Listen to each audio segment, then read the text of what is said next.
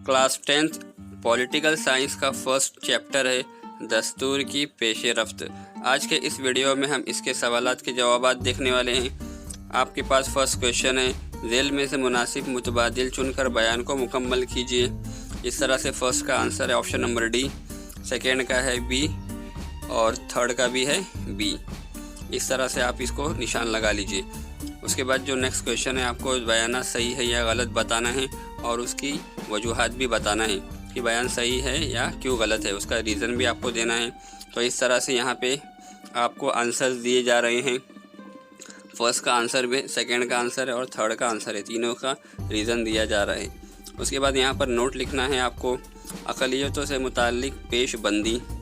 तो आप इस तरह से इसकी हेल्प से इसको देखकर नोट लिख सकते हैं। उसके बाद जो सेकंड नोट है, महफूज नशिस्तों से मुताल्लिक़ पॉलिसी जो बनाई गई है उसके बारे में आपको मुख्तसर सी मालूमात देनी है, तो आप इसकी हेल्प से दे सकते हैं।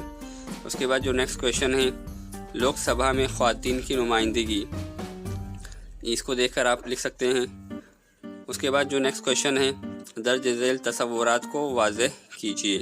तो उसमें जो फर्स्ट है, हुकूक पर मबनी नुक्ता नज़र।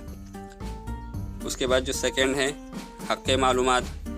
इस तरह से आप इसकी हेल्प से इसके पॉइंट को देखकर अपनी कॉपी में लिख सकते हैं। उसके बाद जो नेक्स्ट क्वेश्चन है, लास्ट क्वेश्चन है, दर्ज झेल सवालों के जवाब लिखिए।